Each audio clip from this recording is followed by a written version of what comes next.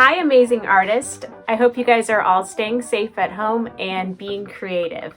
So today I'm going to show you our Romero Britto animal project for this week.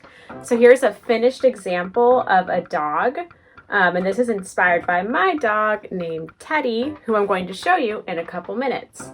But in the video, I'll also give you some other examples to work on. So you could choose to do a cat, and you could also choose to do goldfish, so goldfish in a fishbowl. So this is my dog Teddy, who's a Tibetan Spaniel, and he's my inspiration for my Romero Britto animal art. So if you have a pet at home, like a dog or a cat or fish or something else, you could use it as your inspiration for your project.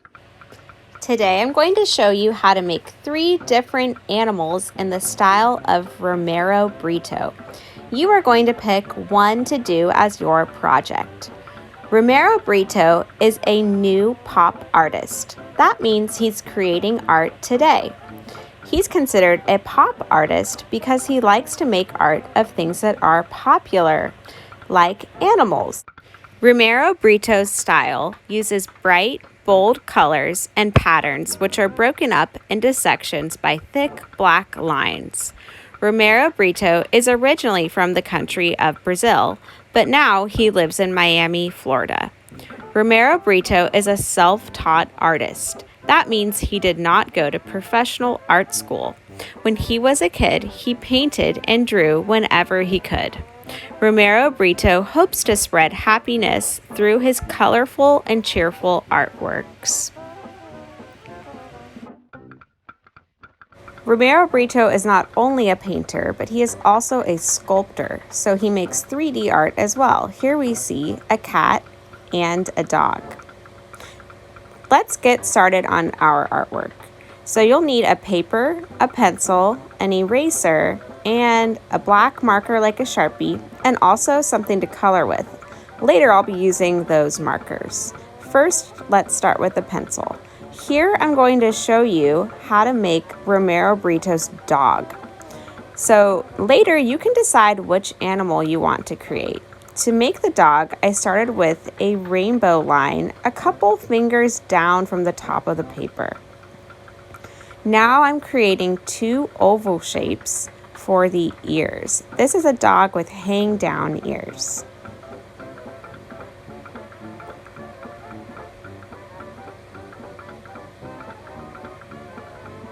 I noticed that that one was a little bit short, so I am making it even to the other side. Next, we're going to make an upside down triangle in the middle for the nose.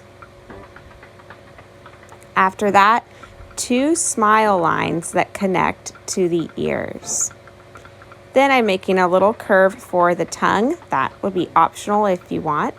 And 2 ovals for the eyes. Then I'm creating some details in the eyes. Now 2 straight vertical lines that come out for the front legs, and 2 curves for the paws. And then I'm connecting the bottom with another curve.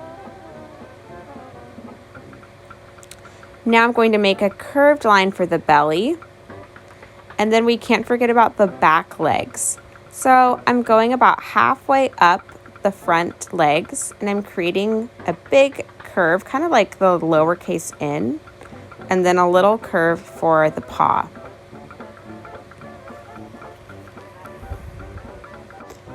Next, I'll draw the tail. So this is a straight tail. Some dogs might have a tail that's curly, so you could use like a swirl line to make a curly tail. After that, I'm drawing the collar. So I'm doing a big curved line around the neck and then one right below it. And then an oval that doesn't show part of it because that's behind the collar. Then I'm going to make a name tag. Mine's in the shape of a heart. You can do any shape. And I'm putting my dog's name, Teddy, on there. Then I'll do some dots around the nose, and these are actually short little whiskers. So if you look at your dog or a dog closely, they have these little dots, but they're actually whiskers. They're just not as long as a cat's. Next, I'm going to add some fur texture. So my dog has pretty long fur, so I'm going to add some zigzag lines on the tail here to show the texture of his fur. I'm also going to do that to his belly area because he has a very furry belly.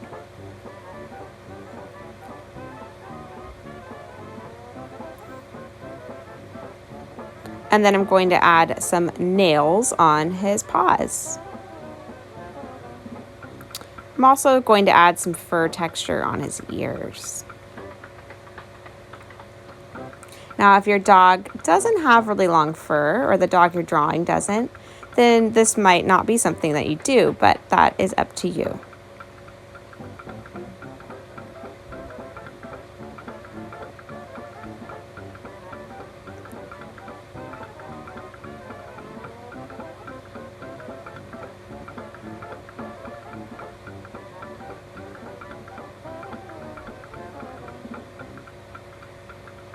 Next, I'm going to create sections on the inside of my animal's shape. So when we looked at Romero Britto's work, he breaks up his artwork into sections using some straight lines. So they could be straight like a vertical line. They're often diagonal like I'm using here. So I'm just looking at where I can break things up into two sections, like maybe the ears have two sections, the tail has two sections. That way, later I can fill them with different patterns and colors. And I'm counting how many sections I have. And I have 21. So I would say you should at least have 15 sections on your animal.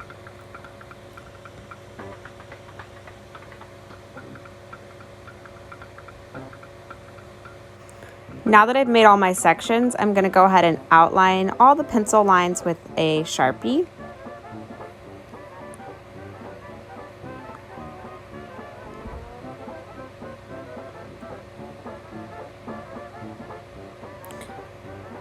And after I've done that, then I'm going to make sections in the background. So Romero Britto also has sections for patterns and colors in the background.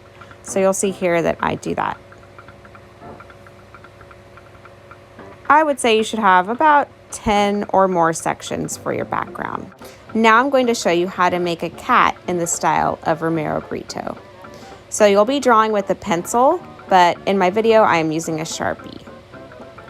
So I'm starting about 3 fingers down from the top of the paper with a curved line.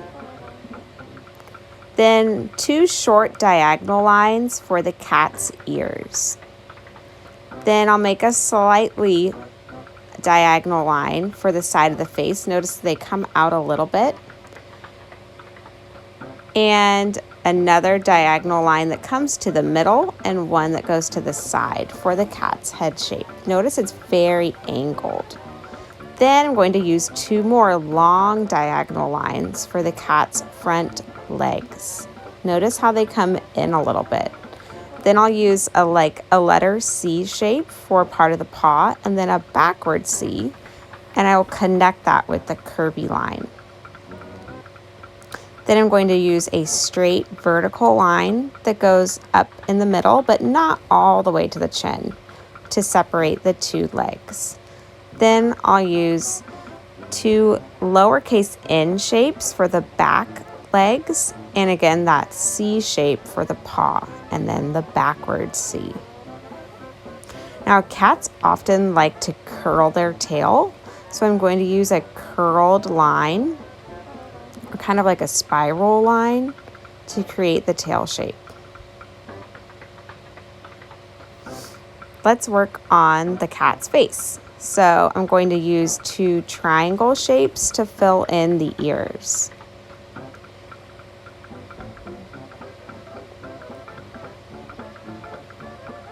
Then 2 short curved lines for the eyes. This is like a cat with closed eyes. You could make them open if you want. And then an upside down triangle, a little short line, and a curved line that comes out for one side of the mouth and the other curve on the other side. And then we're going to do a couple whiskers on each side.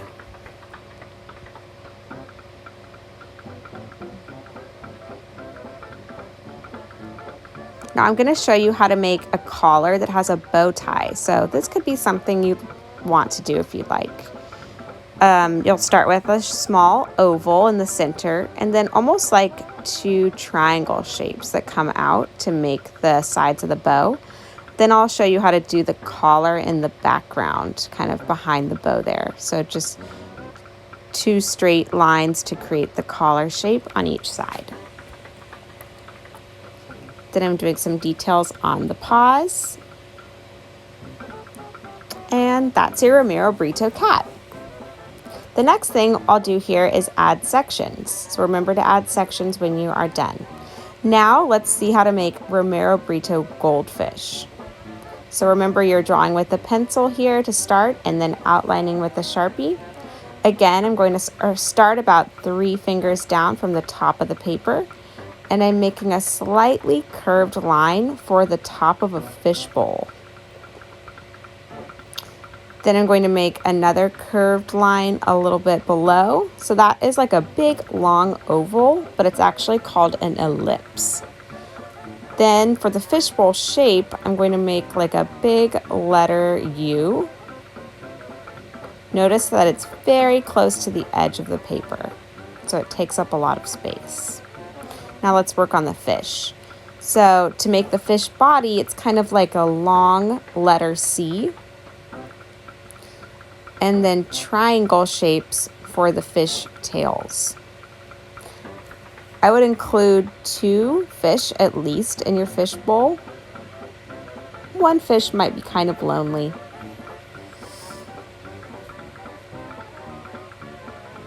So for the fish eye, you only need to draw 1 because the other one is on the other side.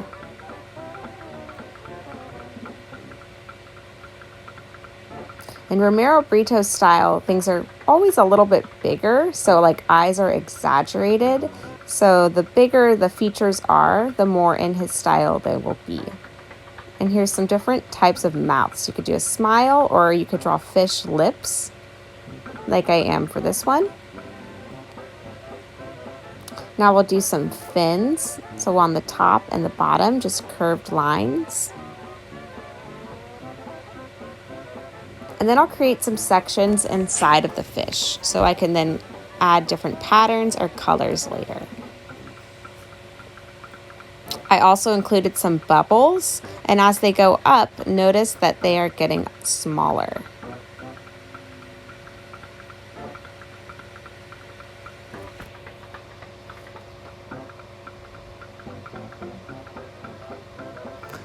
Now for the bottom of the fishbowl, I'll use a wavy line for some sand and then a couple other short wavy lines for some plants inside of the fishbowl. And then I'm going to draw a horizon line, or the line that the fishbowl is sitting on, so like the table it's sitting on. And then I'm going to break it up into sections, so don't forget to make your sections.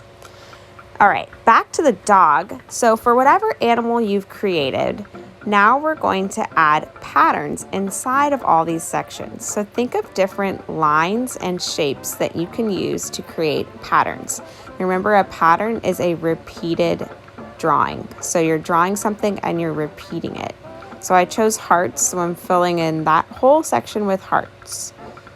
And then here I'm using diagonal lines, so I'm filling in the whole section with diagonal lines.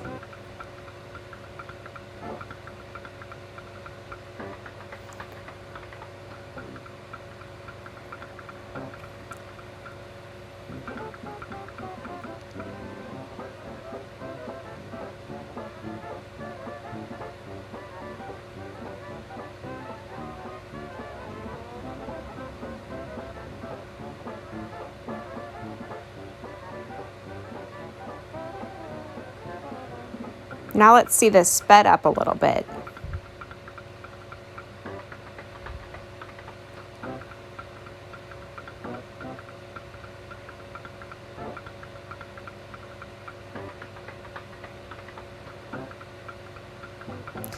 So now I'm moving on to putting sections inside of my animal. So for this example, inside of my dog.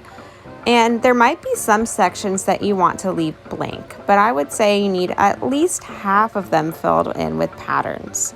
And when you're doing this, you probably don't want to put patterns on your animal's face, like around the eyes and nose, because that will take away from the details of the face. So I would focus on other areas to add patterns.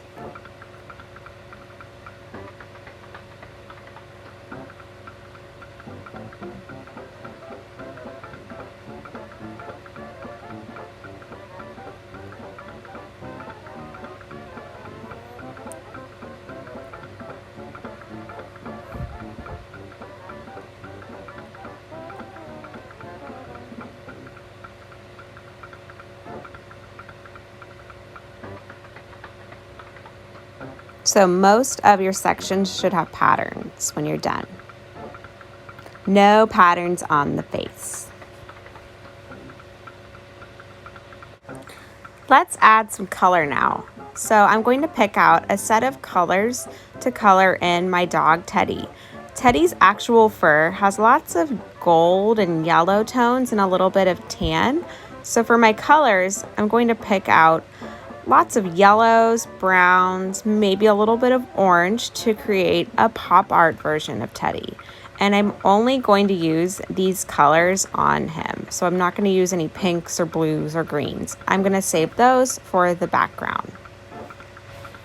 So before I start coloring, I'm just going to test out my colors to make sure that they all look nice together.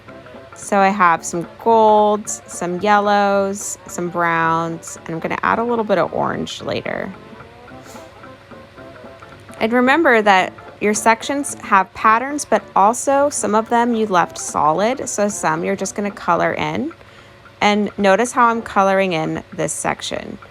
I'm kind of starting to create an outline of the section, and that way it'll help me later be neater with my coloring. I'm also trying to go in one direction with my marker so that the lines of ink only go in one direction, and that really helps your artwork look neat. So I'm outlining again all the special edges here, like around the heart, around the collar.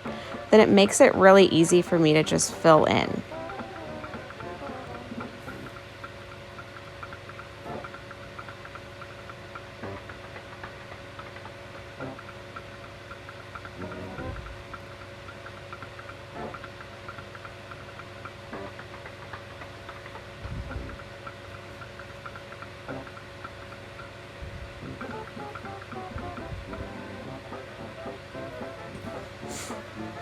And then some of your sections can have white and a color. So here I'm using yellow, but I'm leaving every other space white. So white can be part of your pattern too. And sometimes it's nice to have white next to a color to create contrast.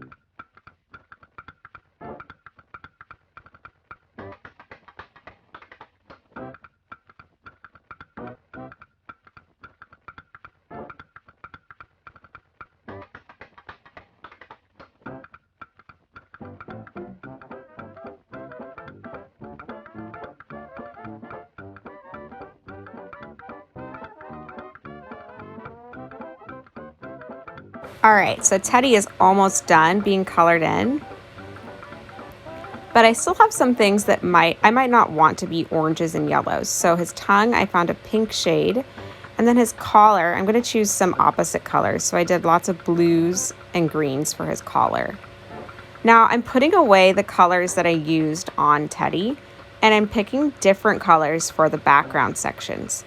So I really didn't use any cool colors on him. So I have a lot of blues and purples out, some pinks too.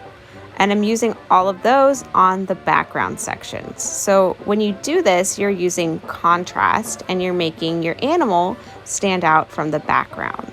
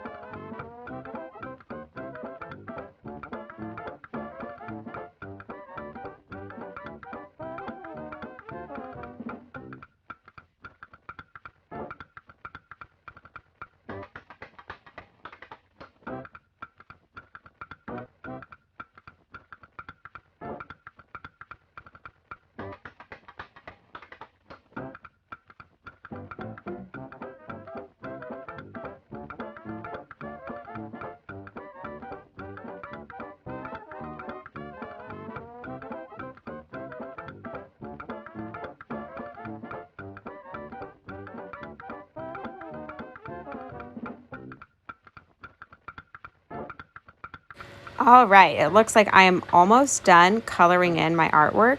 So remember that a finished artwork has most of the sections colored in. Teddy's face is left white, and I kind of feel like I could add a little bit of color on the top. So I'm drawing a section with my Sharpie, and I'm going to color that in the orangey yellow color. And I think that that will add a little bit to his face so that it's not just so much white together. But remember that you don't want to add a pattern around your animal's eyes or mouth. It'll just be too much and you will lose all the detail on the face. Okay, so the last thing I'm doing here is outlining the edge of the animal shape with a black marker. And this marker is a little bit thicker than the Sharpie, so it really makes the shape stand out. All right, I hope you had fun creating your animal inspired by the artist Romero Britto. I cannot wait to see what you make.